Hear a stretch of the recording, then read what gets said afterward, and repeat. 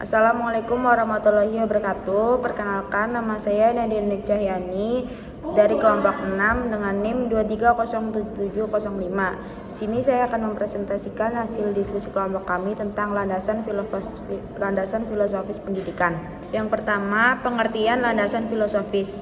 Landasan filosofis pendidikan adalah seperangkat asumsi yang bersumber dari filsafat yang dijadikan titik tolak dalam pendidikan. Sebab itu, terdapat hubungan implikasi antara gagasan-gagasan dalam cabang-cabang filsafat umum terhadap gagasan-gagasan pendidikan. Tujuan dari filosofis pendidikan yaitu dengan adanya filosofis pendidikan, kita dapat mengetahui apa, mengapa, dan bagaimana kita melakukan pelajaran, siapa yang kita ajar, serta mengenai hakikat belajar.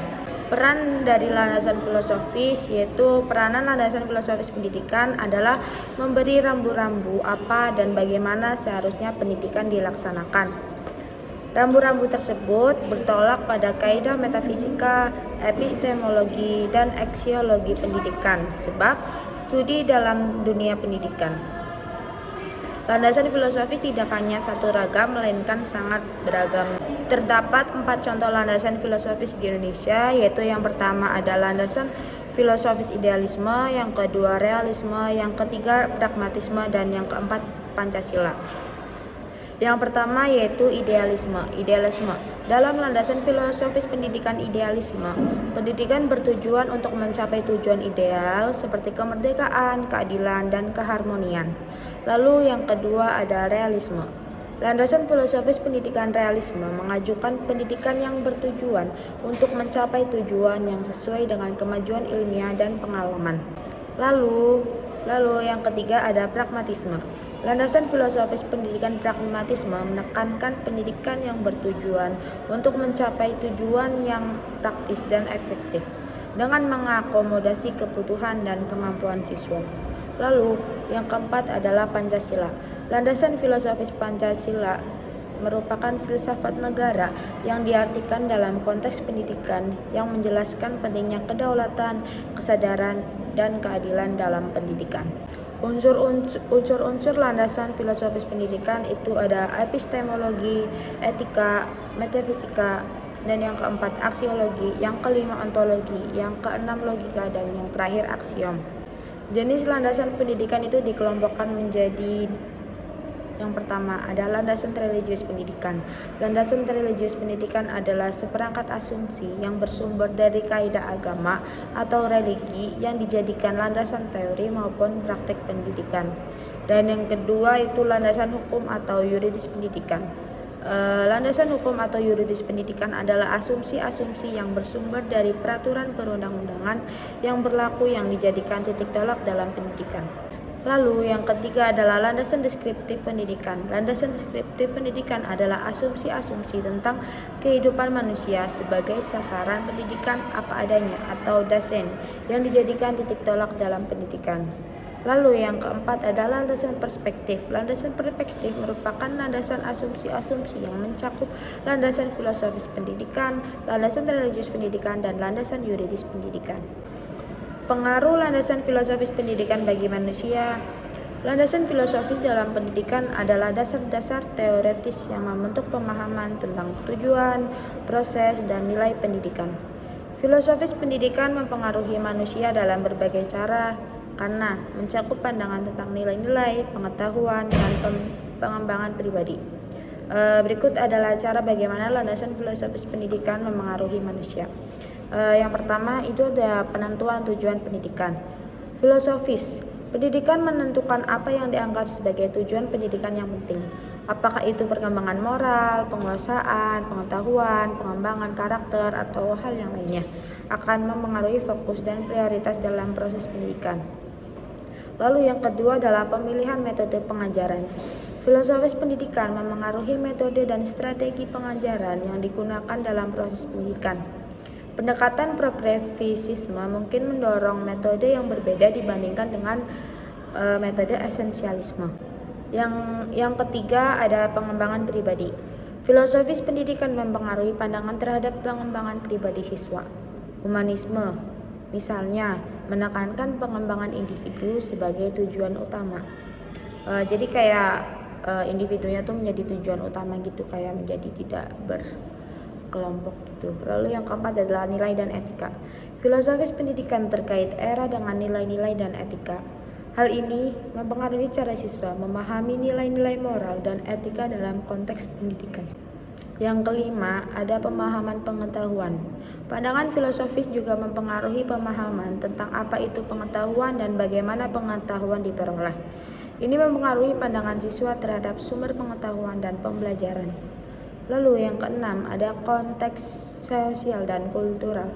Landasan filosofis dalam pendidikan juga mempertimbangkan konteks sosial dan budaya dalam pembelajaran yang dapat mempengaruhi pemahaman tentang inklusi, keragaman, dan perspektif sosial. Nah, tadi kan dijelasin pengaruh landasan filosofis bagi manusia.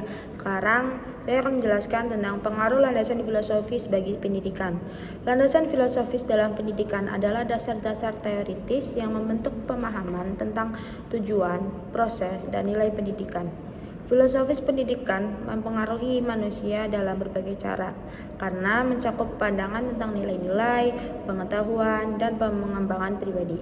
Berikut beberapa cara bagaimana landasan filosofis pendidikan mempengaruhi manusia. Yang pertama itu penentuan tujuan pendidikan. Filosofis membentuk dalam menentukan tujuan pendidikan. Misalnya, filosofis pragmatisme mendorong pendidikan yang berfokus pada pengembangan keterampilan praktis, sementara filosofis idealisme menekankan pada peningkatan pemahaman dan nilai-nilai moral. Yang kedua adalah pemilihan metode pendidikan. Pemikiran filosofis mempengaruhi cara pendidikan disusun dan diajarkan. Misalnya, pendekatan pendidikan progresif dipengaruhi oleh pemikiran filsuf seperti John Dewey yang menganjurkan pembelajaran berbasis pengalaman. Nah, yang ketiga itu pengaruh terhadap nilai dan etika. Filosofis membantu membentuk nilai-nilai dan etika dalam pendidikan.